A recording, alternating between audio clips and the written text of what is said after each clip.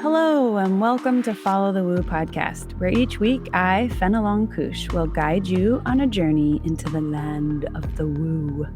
We're going to investigate witchcraft, meditations, the paranormal and supernatural, alien and fae encounters, gurus, shamanism, and all the woo.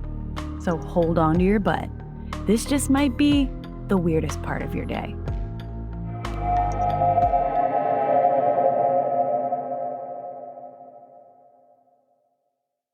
Hello, humans. In this episode, I'll be chatting with Tom Stewart. He's spent over 20 years as a broadcasting professional, working on and off air at dozens of radio and TV stations across New England. He's also a working stand-up comedian with over 10 years' experience on stage, a voiceover artist, narrator, and public speaker. But what I find most interesting about Tom is his experience in the weird world of the paranormal. He had his first paranormal experience when he was about 4 or 5 years old. And these paranormal experiences intensified when he spent 2 years living in a haunted house in his 30s. The haunted roommate in the haunted house inspired him, well, I think that's putting it nicely, maybe pushed him to become a paranormal investigator. And Tom worked with Rise Up Paranormal, a well-respected paranormal research team in the New England area for about 10 years. He has loads of stories, but for this two-part episode, we focus on his early paranormal experiences, the lowdown on that haunted house, his podcast, and some of his super helpful ghost hunting tips and pointers. In the first part of this two-parter, we discuss his early years, the historical and witchy cemetery that started it all for him. Side note, I want to go to there. Some basic investigation tips, and you're also going to hear about a couple of the most active paranormal locations that Tom has been to.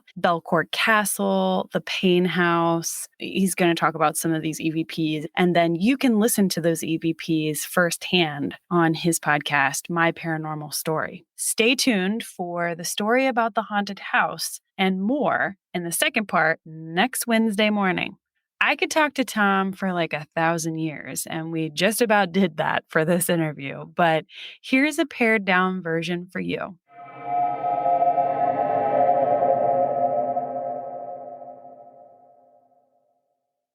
Well, let's talk about paranormal stuff. Want to?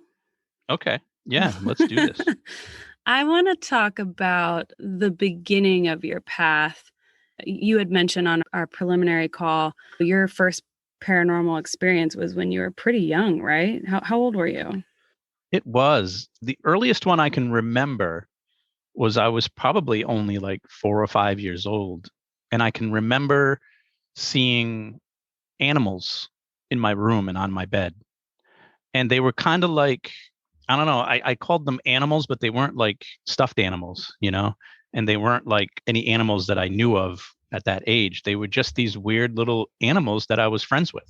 And often I would be talking to them like during the night when I'm supposed to be asleep, and my mother would come in and be like, "Who you talking to?" And I'd be like, "I'm talking to the animals at the end of my bed." And there was nothing there.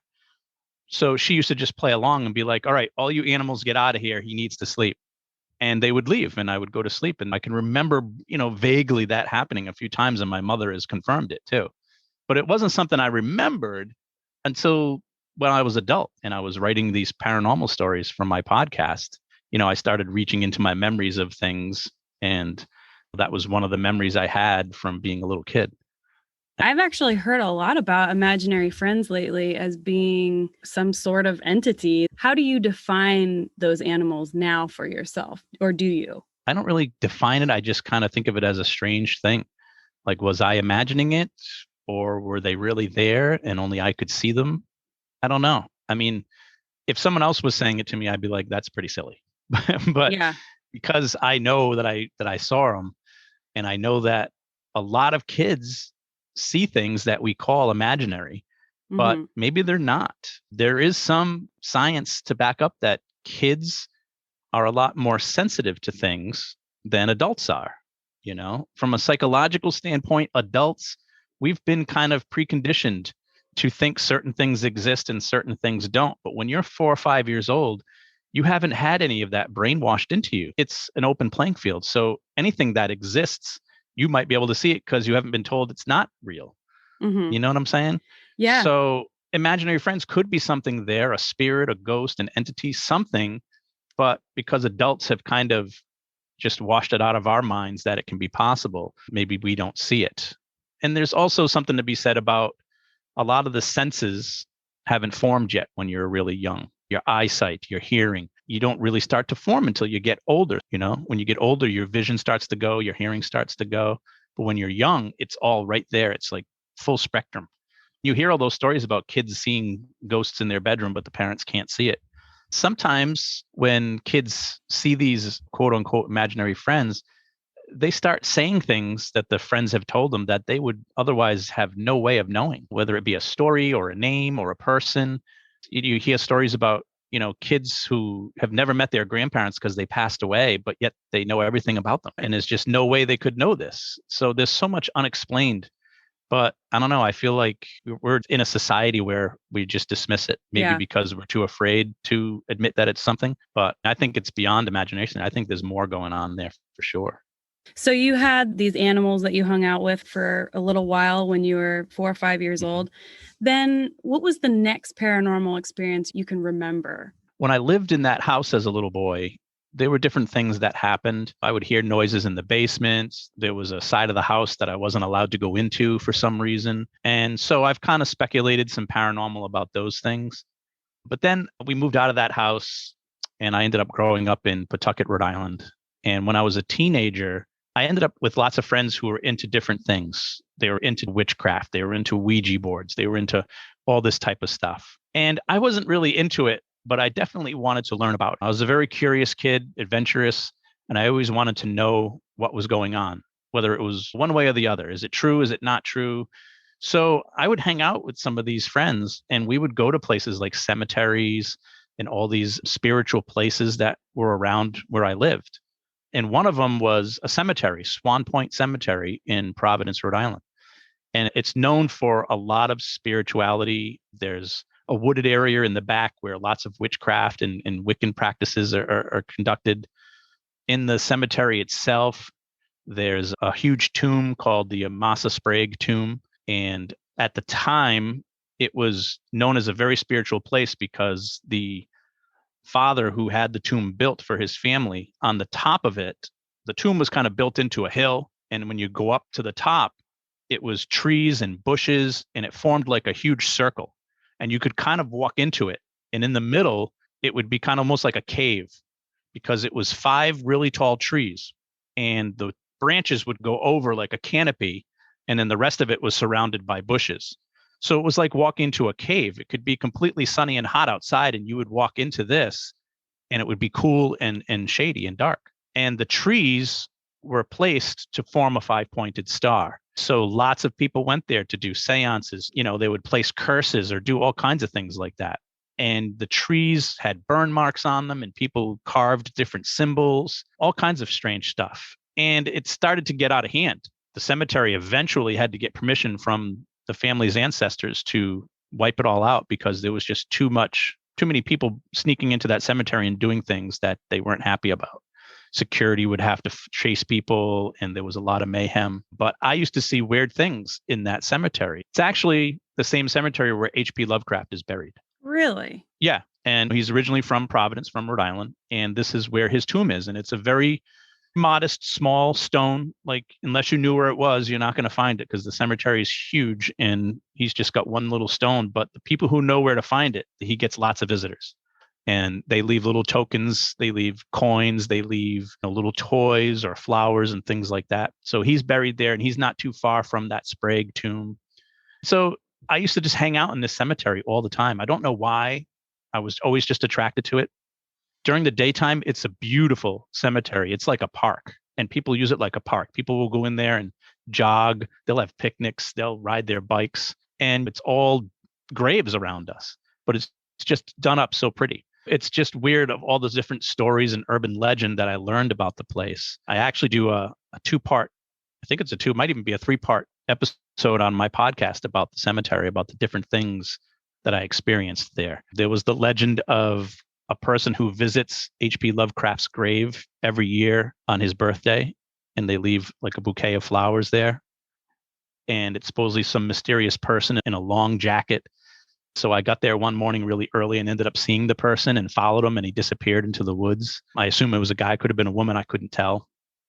There was also the fun story of there had always been a urban legend that there was a tunnel system underneath the cemetery. And from what I was told, the tunnel system was used so that when a body was prepared and put into the coffin and getting ready for burial, they would actually transport it through the tunnels underground to get as close to where the burial site would be, because it was considered bad luck, or they for some reason didn't think it was right to transport the bodies on ground. So they would do it underground and then come up wherever the tunnel led and then bring it to the burial spot. So as this kid, 15 years old, always wanted to find those tunnels. You know, I was like a Goonie. I wanted to just find these tunnels. I wanted to explore them. I wanted to, you know, and you could never find them. You couldn't find them anywhere. If they existed, they weren't being used anymore. But one day, my friend and I, we were riding our bikes around the cemetery, which we did a lot. And we were riding through a section that we didn't usually go into very often. But for some reason, we were riding around there. And I saw something strange into the side of a hill. It looked like a big door for a tomb, except that it was covered with bushes all the way across. So like it was almost like they were trying to hide the door. And that was kind of strange for a tomb. So we stopped to look, and it was a huge wooden door with like the two straps that go across, like the metal straps. Mm-hmm. You could tell it was a very old door just into the side of a hill. And it was covered with like a chain link fence gate, and it had an old padlock on it. So you'd have to get through the gate to even get to the wooden door. So we could tell it wasn't a tomb. And, you know, right away it dawned on me, this must be an entrance to the tunnels, you know, and we were like, we got to get in here. We got to get in here. So we were trying to break in. We were pulling on this cage, and we were trying to hit the lock with rocks, and we couldn't get in. Our hands were all full of rust and dirt from trying to get in there. So we decided, let's get on our bikes, ride home, and go get some tools. We get some hammers, some hacksaws, whatever we need, you know, flashlights in case we get in. So we ride all the way home. We get the tools. We put them in a bag, ride back to the cemetery, right back to the same spot. And the door was gone. Get the fuck out of here. The hill was there. The bushes in front were still there. And there was no longer a door, no chain link fence. We still had the rust on our hands, and we couldn't, you know, we drove around like maybe we're in the wrong spot. Nope. We kept coming back to that spot. It had to be there, and it was gone. It was just gone. This is a true story, Tom? This is an absolute true story. True story. Wow. Even still, once in a while, I'll go back to that cemetery and I'll go look at that hill, hoping that the door is back. Yeah, it's the weirdest thing. It's one of those memories that's just etched in my brain. It's never gone away. That's fascinating.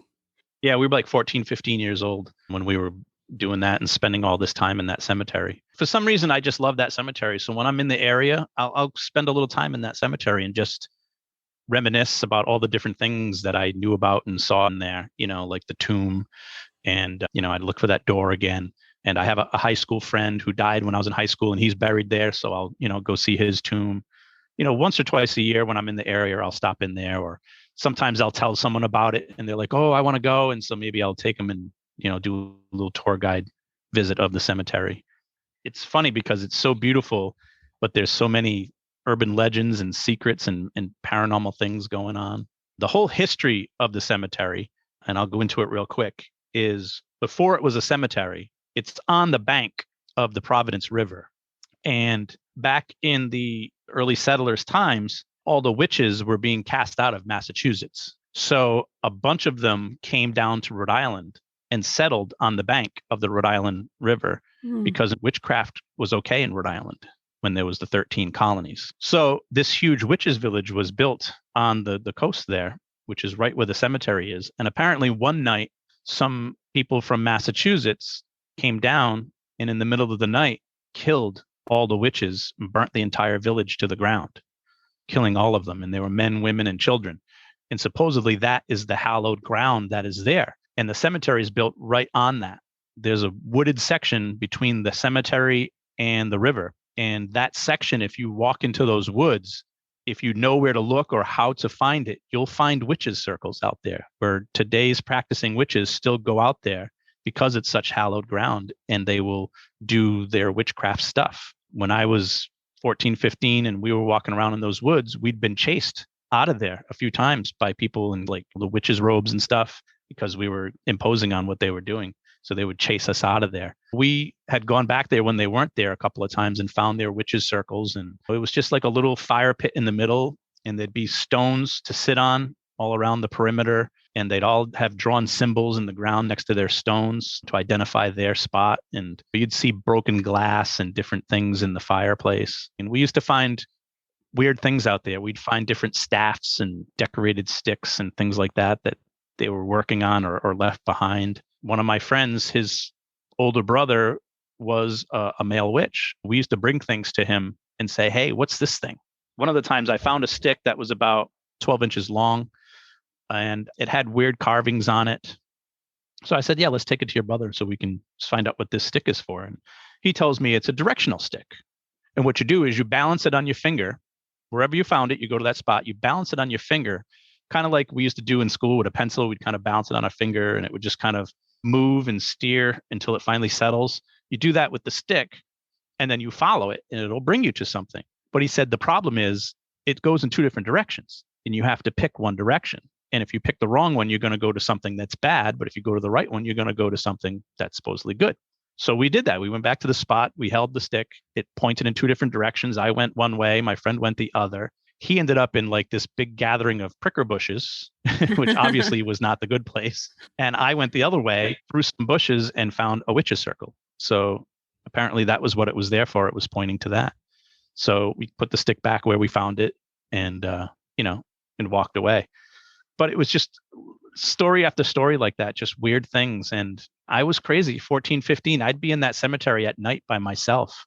For some reason, it would just draw me there. I find that part especially fascinating because one thing I like to talk with my guests about is fear. And it sounds like you were very adventuresome. You were out there by yourself a lot. You really had such a reverence for this cemetery. Were you ever afraid? And if you were, how did you deal with that fear? I don't know. I think I don't ever remember being afraid. I just always remember being so curious. And sometimes I'd get to the cemetery and I'd be like, and I'm not even sure why I'm here. Why am I here? Like I could be home playing video games or something. Why am I here? But I just thought it was the coolest place. The only thing I was ever afraid of was people, like witches doing something and then I interrupt them and then they chase me, or security from the cemetery chasing me and catching me and arresting me for being there or something. Maybe because nothing had ever scared me to that point. Maybe I was just lucky. I don't know. But it just had this draw for some reason. There was times where I just needed to go there. And even as an adult, I've gone there and just found a spot to kind of meditate. Things weren't going well in my life and I would go there and it was almost like an outer body experience where I could just kind of get into a meditative state and look at my problems from the outside. Mm-hmm. When you have a friend who has like all these problems and this is wrong and that is wrong, and you're looking at it as if just fix it. Like you see it as being such an easy fix, but for them, it's the worst thing in the world. And that was the feeling I used to get for my own problems. It was kind of like I was looking at them from the outside and it was like, oh, I can just do this and things will be better. And so it was almost a therapeutic place for me.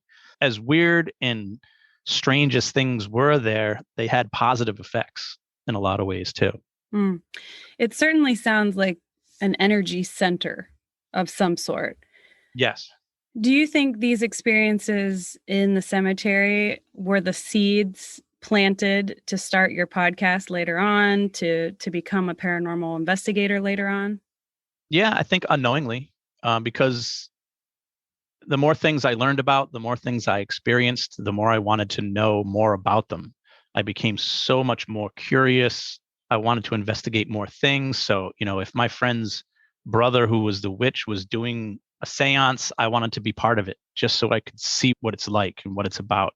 So I would do seances with him. I would go to Ouija board things. I was basically being an investigator before it was a thing and just taking mental notes of it all. And that led right into my adulthood. And did you create a paranormal investigation team? I just joined one. I got to a point when I was living in a house in Providence, probably in my 30s. It was a haunted house. and I had many experiences there, and so did other people living there. And so that really got me to the point where I need to know everything. I want to know how to live with this thing. I want to know how to react to it. I want to know what's going on. And so that really drove me to learn as much as I could about paranormal field. And once I got to a point where I had all this knowledge and I had all this experience, I started seeing TV shows like Ghost Hunters and realized that there were other people out there who were just as curious as me, but they wanted to help people too.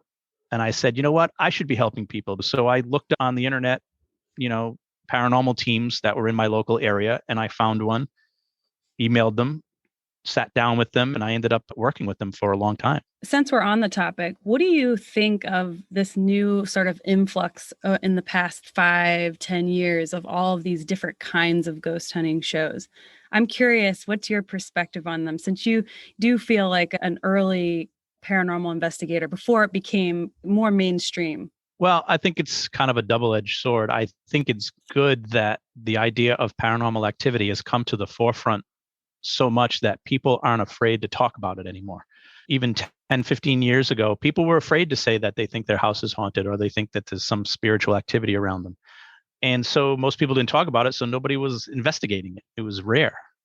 But now people are very open to talking about it. They almost want to tell you their house is haunted. People are almost disappointed if they don't have a ghost now because it's become so mainstream. So in a way, it's a good thing because we're talking about these issues. And I think there's something going on that we should all be talking about. But on the other hand, I feel like these TV shows are taking advantage of a lot of people who are in need because their house is haunted, or people who are trying to become famous by being a paranormal investigator, thinking they're going to be on TV. And then there's people selling gadgets and apps and things that are supposedly going to help you find a ghost, and they really don't do anything like that. And there are a few TV shows that some of the things they do, I think, are unsafe and unpractical and could be dangerous for people who are going to go out there and try to emulate them and imitate them as a paranormal investigator. And so I think it can be dangerous in some ways too, because, there's a million paranormal investigators out there all of a sudden now. You got to really be careful because it's a dangerous thing to do. That's a good point. And I want to talk more about that later. But I feel like there's two paths right now going on in the paranormal investigation shows. And that's one side, it's based in trying to make you fearful. It's banking on the fact that, like, look how scary this show is, and we're going to go do scary things. And the other track, which is the one that I appreciate a bit more, is more along the lines of what you're talking about, which is helping other people not be so afraid of what's in their house and being able to handle that and respectfully communicating with whatever entities are in the house. So do you notice that those two they're almost like distinct, I feel? This is like, oh, look how scary this is. And this is like, I'm actually going to be a respectful, safe investigator. Yeah, no, I think you're spot on. I think there are some shows that are just out there to entertain and get ratings and scare people, and they don't really worry about whether they're setting a good example or not. And then there are shows out there focusing on things like history and helping people and trying to inform and educate people who are watching. So yeah, there are definitely two sides to these TV shows, and it's unfortunate because some of the ones that I think are the dangerous ones are the ones that are more popular. Exactly. When you moved into this house in your 30s, that's when you really looked into becoming a paranormal investigator, or at least finding a team of people who could help you manage what you were experiencing. Yeah, I emailed Rise Up Paranormal, a group from Rhode Island, who since then have really expanded all over New England. And they're just a fantastic group of people. We met up and we all hit it off. And I ended up investigating hundreds of places alongside them. Eventually, I became the case manager for the group and was doing all the marketing and trying to get us into places to investigate. We investigated some of the most historic places in New England and some of the most haunted places in New England, but we also helped out so many different families and people who had general concerns about things going on in their homes or their businesses. It was really a great thing. It's just unfortunate that paranormal investigation doesn't pay. So at some point or another, you have to give it up to do other things in your life, you know? I was just going to ask, how do you keep a project like that going? Is Rise Up a nonprofit? The people who, I guess, hire you, quote unquote, do they give you a donation? How do you keep Mhm. that going? Because you have all the travel costs and everything. Most of the expenses are out of your pocket. It's kind of like an expensive hobby. You have to buy the equipment, you have to pay for gas, and you go through batteries like crazy. But occasionally you can do little things. You can do little fundraisers, or you might be able to get a library to give you a $50 donation if you do a public speaking about, ghosts from the town or something. There are some ways to get creative to help with some of the costs. Rise Up Paranormal will host ghost hunts at certain haunted locations in the state, and they'll get some donations from that. But for the most part, you don't charge people for the service because it's really not a service what you're doing. I mean, it's not like you're a plumber going in and fixing their pipe. There's no proven science behind anything that's paranormal. So really all you're doing is helping put people's mind at ease Yeah, at you're not a best. Ghostbuster. Yeah, yeah. Yeah, exactly. There are teams out there who try to charge for their services, and it's kind of frowned upon in the paranormal community because it's just not something you should be charging for. But people were always so good to us. A lot of times they would, have snacks out for us or order pizzas for us. People have donated things to us. I remember we were investigating someone's house, and the guy was an electrician. And he said, "Hey, if you guys could use a lot of these different wires and connectors and pieces and stuff," he's like, "you can just take this whole box." And it was stuff that we could use that would normally cost us money. So different things like that will be donated to help you out. But for the most part, if you're going to be a paranormal investigator and you want to do it right, you're going to be paying out of pocket. An expensive hobby, you said. That sounds true because there's all these different devices. And I know now there's so many more than there ever have been. It was just kind of like little recorders. And now they've got Mm-hmm. different versions of the ghost boxes and the geoports Yep. and all of these different things. What kind of Mm-hmm. devices did you start with? And what kind of devices do you like to use now? We experimented with all the different devices when they would come out. But for the most part, the nuts and bolts of investigating is audio and video recording. You just need a good audio recorder, get yourself a good handheld video camera. If you have the money, maybe you can get a DVR system with some IR cameras, some infrared cameras to set up a round of an investigation. Kind of like a security system on your home. You might have 3 or 4 cameras that hook up to a DVD and record video. The thing about a lot of these other gizmos and gadgets, ghost boxes and things that talk and stuff, those are really for thrill seekers and not for investigators. Investigators are supposed to be collecting data. You're not supposed to be going in there looking for a scare. You're not supposed to be going in there for the thrill of it. You're supposed to be looking for evidence and data to try to figure out one way or the other what's happening, what's going on there, in general, what's going on around us. That's the difference between a real paranormal team and one that's just out there for the thrill of it. Simple devices, EMF detectors, things like that. That's what's going to get you the best results if you're really looking to try to figure things out. I think a lot of people want to do the fancy stuff. Generally, on these shows, it seems like they only have enough budget because even these shows don't have huge budgets. I mean, they're still smaller shows. No. They only have enough budget to usually go to a place for one night, almost always one night. Sometimes it's 2 or 3 for maybe like a paranormal lockdown or something. But generally, when you're investigating places, don't you have to go more than once to collect proper data? I mean, to be able to find patterns? Ideally, that's what you'd want because if paranormal activity is rare, even in the most haunted places, it's rare. I mean, that's why it's called paranormal because it's not normal. So if your home is haunted, you know it's haunted because you live there. You're there every day, you're there every night. You know all the different sounds of your house and when one's not normal and which ones are. So ideally, yeah, you need to be in a place for a while to really absorb it. Even as a paranormal investigator, most of the time when we investigate, we can't conclude one way or the other what's going on in the house because you can't collect enough data in one night or 2 Exactly. nights to do that. So the TV shows, yeah, at best they may spend 3 or 4 nights in one location. So they've got to do everything they can between fancy little gadgets and editing and testimonials and stuff to try to have an entertaining 30-minute or 60-minute TV show. So that's why they're going to depend on all these different tools and flashy gadgets and talking boxes and stuff because they need to have something on screen in case nothing happens while they're there. which is most likely going to happen. They're most likely going Yeah, to have nothing exactly. happen. Yeah.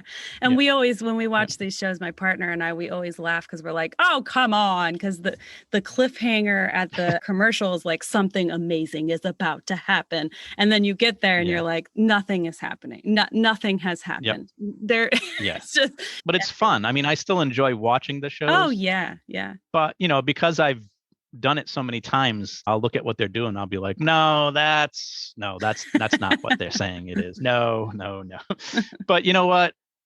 I'm not the type where I want to go ruin it on people either. Yeah. It's like if you like it and you're getting a thrill out of it, watch it, have fun with it. Just if you're going to try to be like them, just try to be safe. When you were talking about one night or two nights, the best thing you can do if you have a paranormal investigation team is to try to find a place that you can go into like once a week or on a regular basis. When I was at Rise Up Paranormal, we had the opportunities to do that a few times, and we were able to collect data and evidence that to us, without a doubt, proved that there was actual hauntings going on in these places. A good example of it was Belcourt Castle, which is in Newport, Rhode Island. And we were asked to come in to investigate it by the woman who owned it and lived there. And she lived in this huge mansion all by herself. She was basically the last of the family still living there. We got to investigate it for a couple of nights, and very creepy place, and some weird things happened to us, but not enough to conclusively say this was paranormal or not. But then she asked us if we would like to host weekend ghost hunts in there for the public throughout the summer. And so we were like, yeah, that would be great. And we ended up using it as sort of a case study because we were taking groups off into the mansion to investigate just like we do. We would give them our tools and tell them how they work. And then we would have them basically go to different sections of the mansion and experience things. And we would have them every hour, have them write down on a little piece of paper things they saw, felt, smelled, heard, whatever experiences. And we kept all of those surveys that everyone did week after week after week, different groups of people. And we started finding things that were happening to people that were repetitive in the same places, but to different people all the time. So we were able to gather data of things happening that you couldn't say was coincidence. Like a good example was there's a room at Belcourt Castle called the music room. And the music room was where the kids back in the day would go to learn how to play music, piano, harp, whatever. And there was a legend of a little girl supposedly haunting that room, spirit of a little girl. So it was one of the rooms that we would always bring groups into. We would have a group of 5, 6, 7, or 8 people, and we would all sit in this like a circle on the floor in the dark, and we would try to do an EVP session where we try to get the spirits to communicate on tape. And weekend after weekend, there would be at least one woman in the room who would experience having her hair tugged. Hmm. And we would catch it on our infrared camera of her reacting as if someone just, pulled on her hair. And a lot of times you would see them slap their boyfriend or something, thinking it was a practical joke or something. But it kept happening weekend after weekend in the same room. Always a woman would have her hair tugged on. That would be their experience in the room. And it's something that we wouldn't tell groups about. We would just let them go in there. There was no power of suggestion. We'd just be like, let's go into this room. There's supposedly a spirit of a little girl in this room. Let's see if we can communicate with her. And then boom, someone's hair gets pulled.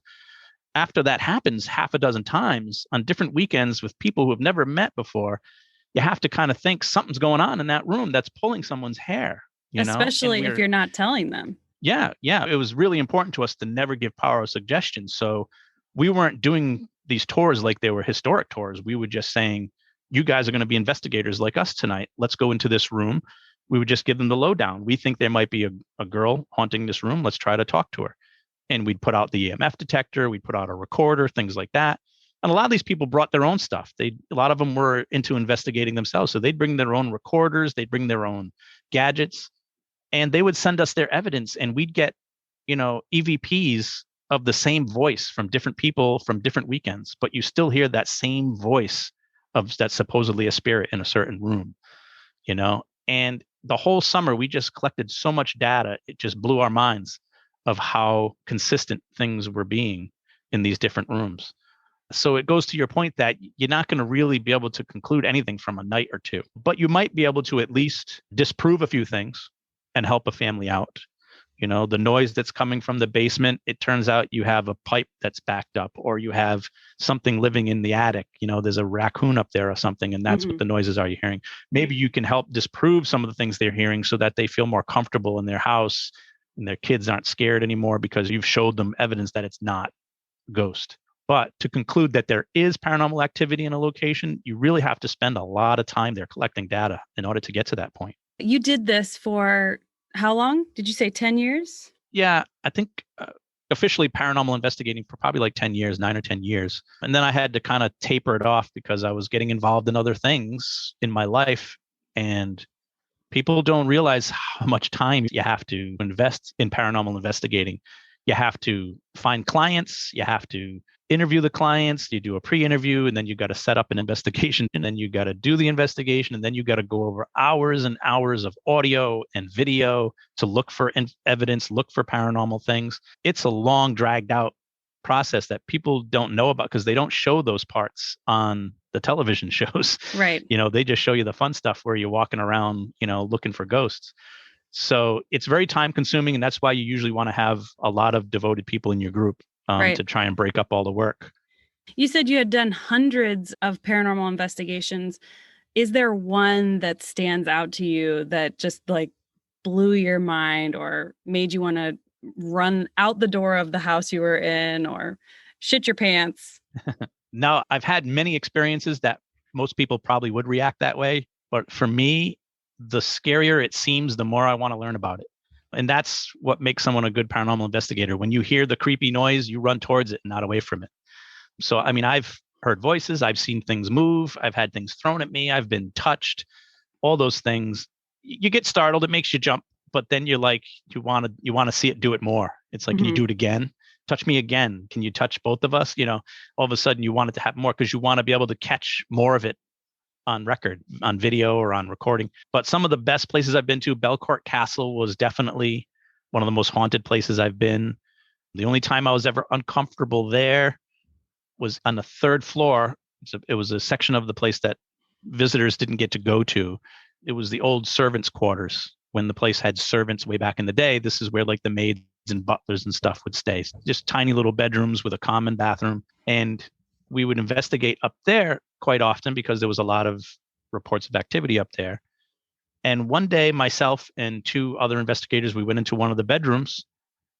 And while we were doing an EVP session, I just started feeling this feeling of upset, like somebody was mad at me, like they didn't want me there. And it was really weird how it just overcame me. Like I was someplace that I wasn't welcome. And I said to one of the other investigators, does anyone else feel strange in here? And someone else was like, yeah, the air feels really thick in here. And we all just felt uncomfortable. So we just said, look, we're going to leave. We don't feel like you want us here. And so we respected whatever the spirit was trying to communicate to us. And we left the room and we didn't go in it again that night. But I'd been in that room plenty of times before and it had never felt that way. So you want to use your instincts when you're an investigator. And we just felt like the room didn't want us there. There's another place that I investigated called the Payne House. It's an old house from, I think, late 1600s. And it's a museum now, but it's got tons and tons of history. And I swear to you, I've been there probably 12, 13 times. And every single time I go there, something strange happens. You'll hear footsteps or you'll hear a voice or something moves. Just, it's never in a threatening way. It's never in a scary, we got to get out of here way. It's always in a, wow, I can't believe every time something happens. Like you're just awestruck by it. It's almost like an amusement park for me because I always know when I go there, something's going to happen. Like I'll even bring friends who are skeptics and be like, oh, you don't believe in this stuff? Come on, let's go to this Payne House. My friends are investigating there. We'll stop in and say hi. Guarantee something will happen. And sure enough, it will. And they'll be like, what the hell? So there have been a few places where stuff just blows my mind. But so far, never had anything make me want to run and not return. You seem like an anomaly in that way because when I watch a lot of these ghost hunting shows, they seem scared. And I feel like that maybe it makes it more entertaining, I think, also because you're like, oh my God, look how scared they are. And it must be very terrifying to be in that moment. The investigators that you worked with, Were they also like you, where they were like, let me go toward the thing that I heard instead of running away? Or did they become Yeah. desensitized over a period of time? I think that might be it, is that you kind of get desensitized. The first few times you go out and investigate, you get scared, but because you're with other people and because they're not scared, you feel a little more brave, you Hmm. know? And when you're in a group, you feel more confident and you don't get as scared. If I was alone and something like this happened to me, I'd probably be a little more scared. There have been occasions where I've been in a room alone and something's happened and I'm like, okay. And maybe I'll walk out. But yeah, I think you do get desensitized to it. The TV shows, I'm pretty sure they're getting scared because it's better for television. If you're not scared on the TV, the people at home aren't going to be scared. Right. So I think that has a lot to do with it. Because even when we were doing tours with the public and something would happen, they weren't as afraid as they would have been if it was just them. Right. I'm just so curious. I just want to know what happens. If it happened in my own house, maybe I'd be a little more worried. Have you ever had any experiences where you felt something came home with you? I get asked that a lot. It's never happened to me. It can happen where it attaches itself to you. It could attach itself to something that you take from a place. So yeah, it can happen, but luckily it's never happened to me. Most paranormal investigators, they kind of know how to just ignore it or make it go away in some way. I noticed there seems to be sort of a disposition for this job. I don't have it. I am sensitive, and whenever I'm in any situation, we're not even having a proper paranormal investigation. But if we're somewhere that has some kind of alleged energy, something weird will always happen to me. I don't know if I have not very good energetic boundaries or I'm just sort of spiritually sensitive or something, but something weird is going to happen. It's going to happen to me. Maybe the ghosts just like you. I don't know if I like them. It's so interesting. You said your curiosity overshadows your fear. But for me, I'm so curious, but I'm also so fearful simultaneously. I'm wondering, do you have any advice for that? The more you do it, the more your curiosity is going to be stronger than your fear. And if you do it with people who aren't as afraid, you'll be more brave too. If you go into this by yourself, your fear is going to take over too much. But if you're doing it with other people, there's strength in numbers. Right. So do that and always keep in mind, and this is something that I learned when I was younger, when I was running around the cemeteries. My friend's brother told me that there's nothing spiritual that can hurt you unless you let it, unless you Right. allow it to do it. And that was always something that I kept in mind even before I became an investigator, but it really helped when I became an investigator because it's the physical world that can hurt you. It's not something spiritual. Being scared and running is more dangerous than actually staying there and experiencing whatever paranormal thing is happening. Because when you run, you get hurt. You trip, you fall, you bang into things, you knock something over and it hits you or something. That's the danger right there. To me, my opinion, paranormal things aren't trying to hurt us. They're not trying to scare us. 95% of the time, they're just trying to get our attention. But because we don't know what it's doing, we just automatically see it as being bad for some reason. Right. It's kind of like a stray dog. You don't know if it wants to bite you or not, but it probably just is as scared as you. So yeah, that's what I would say to you is just remember that nothing spiritual can actually hurt you. We're just preconditioned because of movies and TV shows to think that they can, but they really can't. It's only the human form and physical things that can hurt you. That's good advice. And I've kind of heard that again and again, told in different ways. Like they feed off of your fear. The more fearful you are, the more you kind of amp up your own nervous system and you freak yourself out. And when you run, you're also amping up your own nervous system instead of just sitting there and being with it and knowing that you can protect yourself in those moments. There's also something to say about your fear. And like you were saying, the energy, you're kind of giving them more energy to manifest even more so. So you're kind of pouring fuel onto the fire in a way too. Kind of like if you show fear, the bees are going to come after you. But if you're not afraid, the bees aren't going to sting you. Something like Exactly. that. Yeah. Since we're on this topic of fear feeding an entity, so to speak, what do you feel about these inhuman, or I guess people are calling them demons, or these different kinds of entities? On the shows, they differentiate between, oh, this was like a human person that's dead, And this is an inhuman entity that's sometimes called a demon. Do you differentiate them that way? What do you think about the demon thing? I've never really been into the whole demon thing. There are investigators out there that I know that I've worked with who have said that they have definitely experienced demonic things.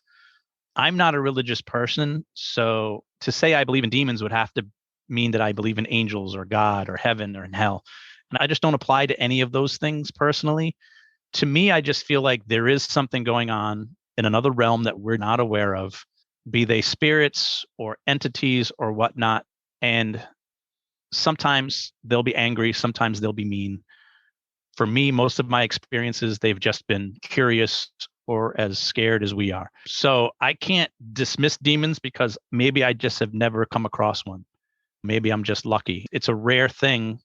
It's even more rare than a ghost. So maybe I've just never come across one. But even if I did, I think I would first go to that whole idea of it's just an angry spirit. Because to me, I'm not even 100% sure that what's being experienced is spirits or ghosts. Are they spirits of people who once lived, or is it something else going on? I'm 100% sure something's going on around us. It's been happening to every culture, every person, every part of the globe for hundreds, maybe thousands of years. People have talked about ghosts and spirits.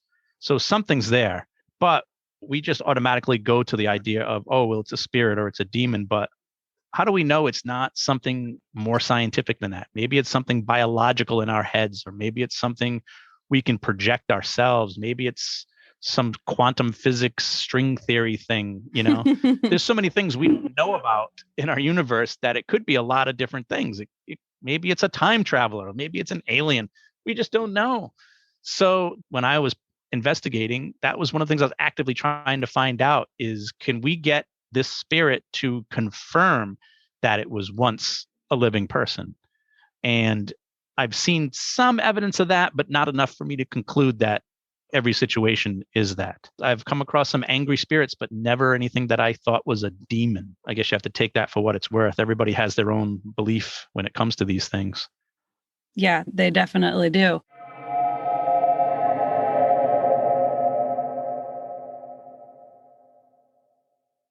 Okay. First of all, as soon as possible, I want to go to that cemetery in Rhode Island. It sounds witchy and magical and creepy.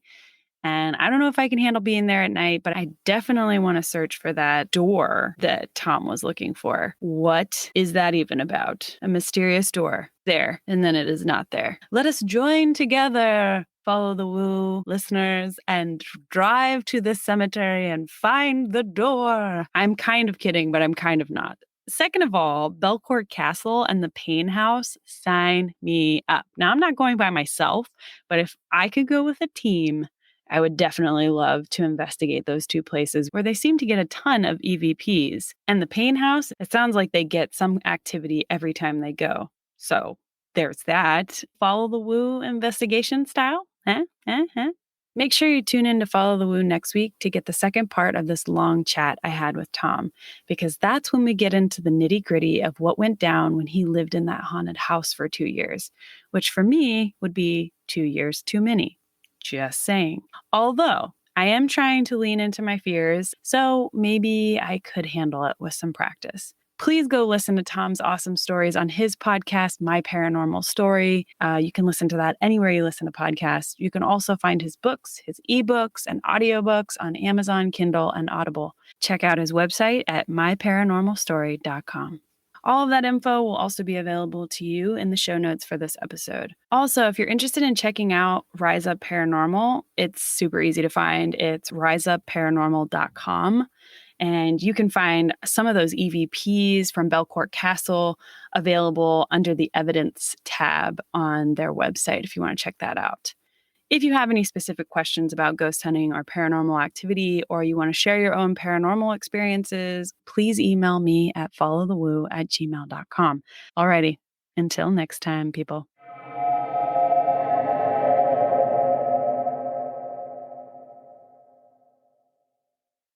Thank you for following the woo with me today. If you love what you heard, please make sure to subscribe to Follow the Woo wherever you listen to podcasts.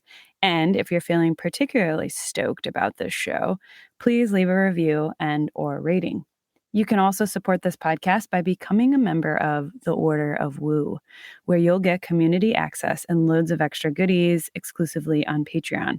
That's patreon.com/followthewoo. The Order of Woo patrons bolster this podcast and community and allow for the creation of more content, products, services, and events over time. Every little bit helps, and I'm so grateful for the patrons who have joined the order already. If you've experienced something magical, mystical, or just downright weird and want to discuss it, or if you're interested in sharing your expertise, or if you want me to research a woo topic with you or for you, please email me at followthewoo@gmail.com.